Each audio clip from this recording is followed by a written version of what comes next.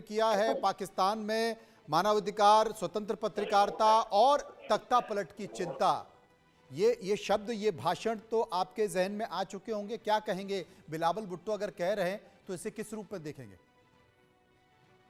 बहुत शुक्रिया। मैं इसे सियासी रूप में देखूंगा। सियासी बातें होती हैं, सियासी कॉन्फ्रेंस होती हैं, सब कुछ होता है, लेकिन हकीकत कुछ और होती है। देखें, हम आपको खुश रखते हैं, आप खुश रहें, आबाद रहें। और दूसरी ये है कि जो बात आप कर रहे हैं कि तख्ता पलट हो जाएगा और मेरी आर्मी कमजोर है, ऐसा कुछ होने वाला नहीं है। आप अपनी ख्वाहिशात अपने पास रखिए। इंशाल्लाह पाकिस्तान बेहतरीन हाथों में। इस वक्त हमारे आर्मी चीफ हाफिज आसिम मुनीर साहब ताकतवर तरीन जनरल हैं पाकिस्तान में, जिससे डरते हैं हिंदुस्तान के जनरल्स भी। दूसरी बात यह है कि अजीम वजीर आजम मियाँ मोहम्मद शहबाज शरीफ साहब भी मौजूद हैं और तमाम काबीना भी मजबूत है, और प्रेसिडेंट आसिफ अली जरदारी हैं जो कि बिलावल भुट्टो जरदारी के वालिद साहब हैं।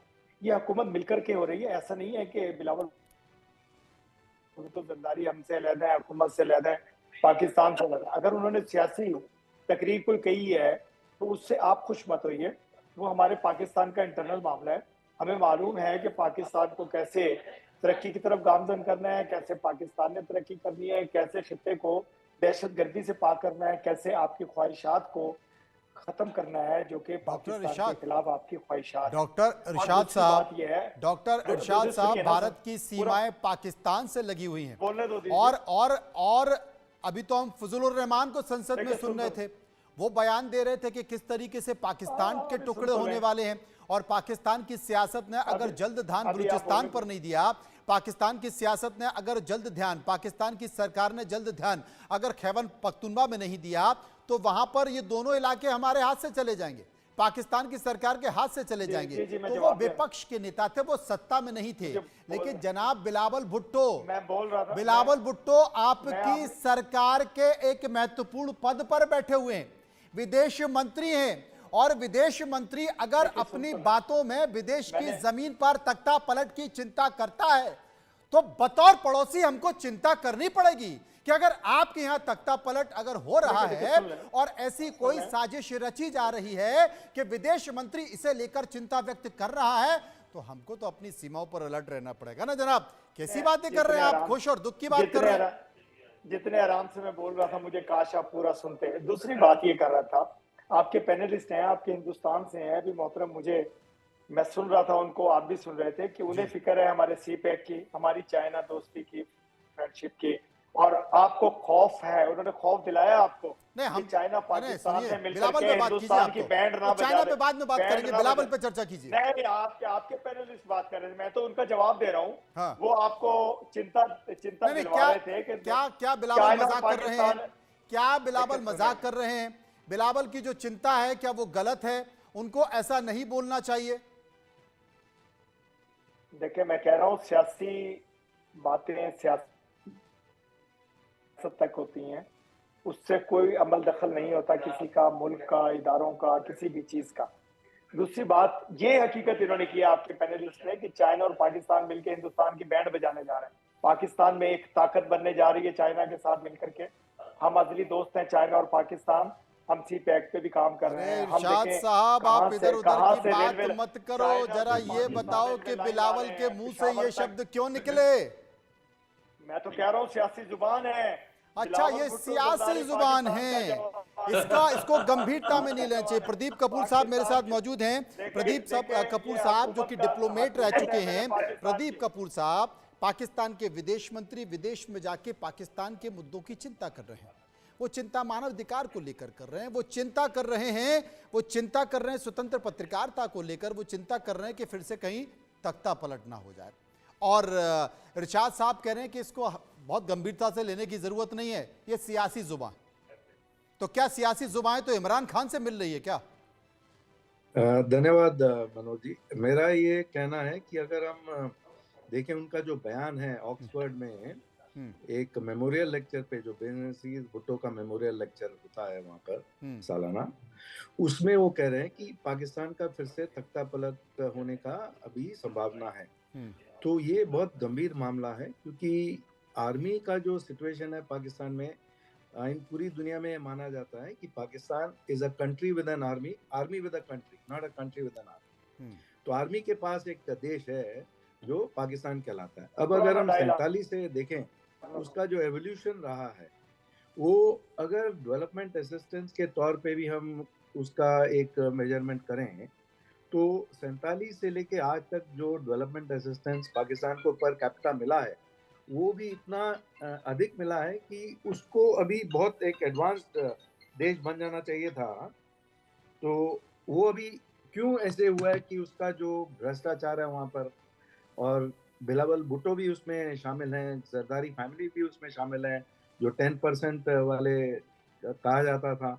तो उनके पास इतना ज़्यादा पैसा, इतना ज़्यादा जायदाद, इतनी ज़्यादा ज़मीन, इतने ज़्यादा घर मकान बाहर हैं पाकिस्तान के, तो कुछ लोगों ने बहुत ज़्यादा बेनिफिट किया। बट जो आम आवाम है वहाँ पर तो जो आतंकवादी का जो एपी सेंटर बन गया है पूरी दुनिया के लिए, ये बहुत एक दुखनायक बात है और दर्दनायक बात भी है कि जहाँ पर डेवलपमेंट होना चाहिए था, फोकस उसी पे होना चाहिए था, इकोनॉमिक पे एस्पेक्ट पे होना चाहिए था, वहाँ पर रेडिकलाइजेशन पे है, मदरसा का बहुत जोर है। बच्चों को बचपन से अगर आप आतंकवाद के साइड में धकेलेंगे तो फ्यूचर क्या होगा उस देश का। तो एक तरफ से तो कुछ लोग कहते हैं फेलिंग स्टेट है, कुछ लोग कहते हैं कि फेल्ड स्टेट है। तो अभी ऐसे स्टेट के हिसाब किताब में अगर आप देखें कि फ्यूचर क्या है उसका, तो भाग के लोग बाहर जाना चाहते हैं। जो अमेरिका में पाकिस्तानी जो मिलते हैं वो बहुत शर्मिंदा हैं अपने आप को पाकिस्तानी कहने से।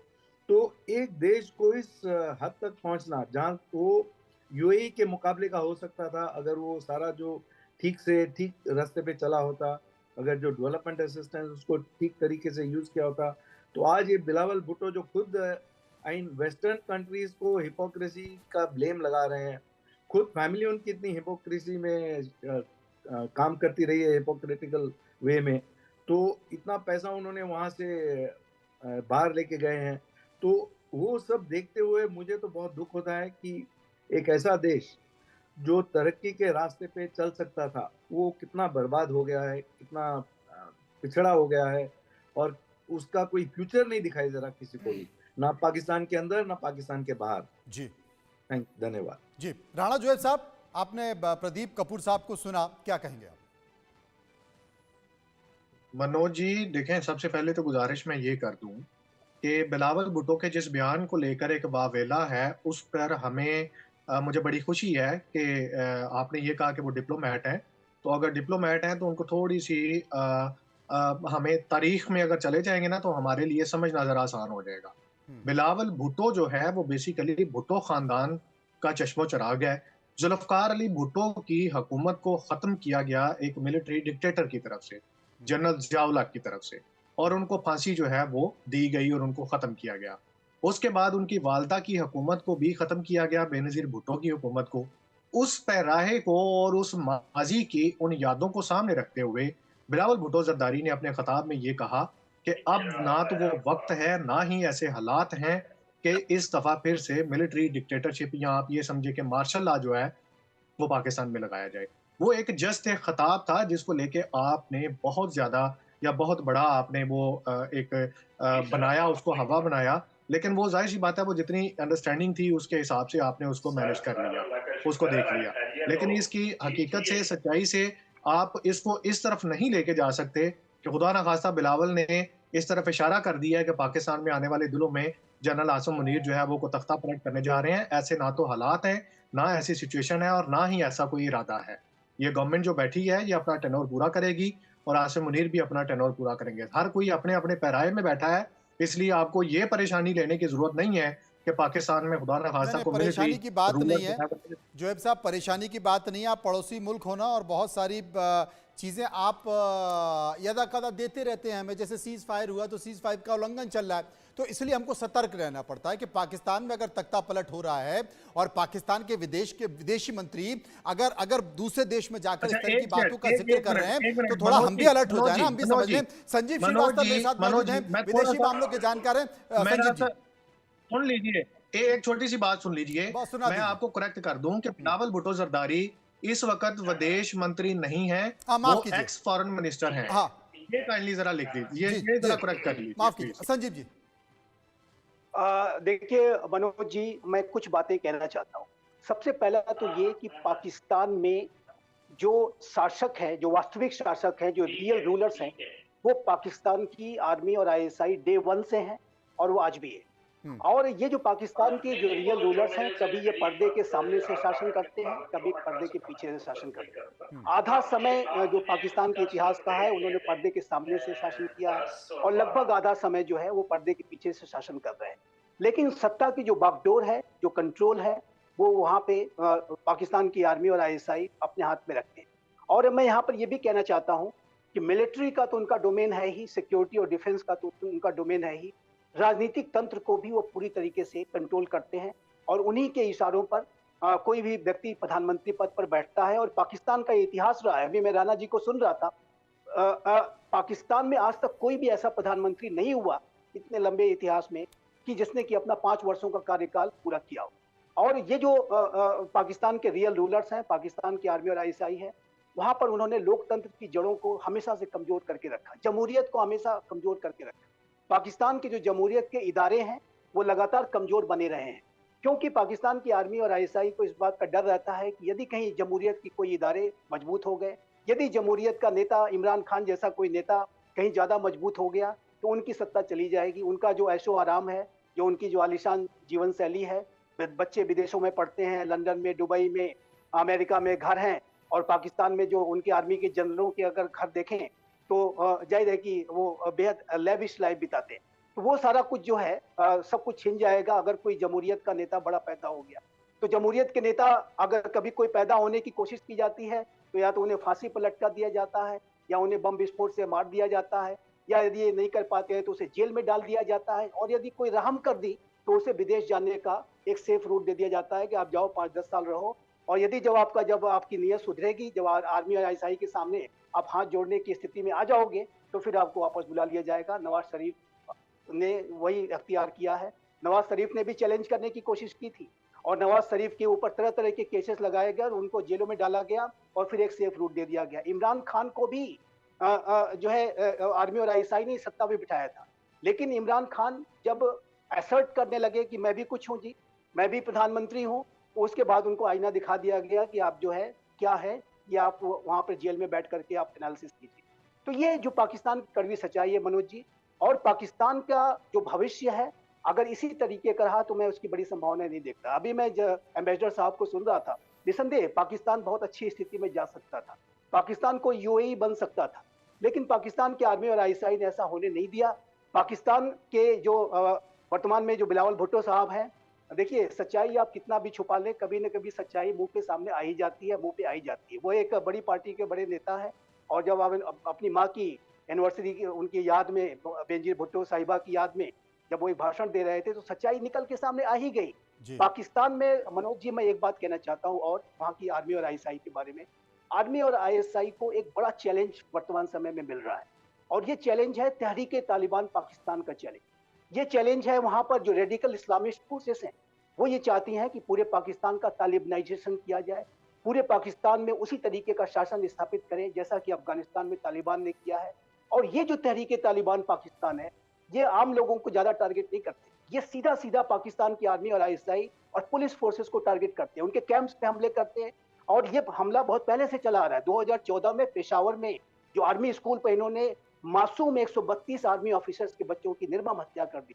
मलाला यूसुफजाई जैसी एक प्रगतिशील विचारों को रखने वाली जो एक बच्ची थी, आज वो जाहिर है कि बेहद सम्मानित महिला है, नोबेल पुरस्कार से सम्मानित है, उनको भी ये तहरीके तालिबान पाकिस्तान ने टारगेट किया था, वो किसी तरह से बच गई।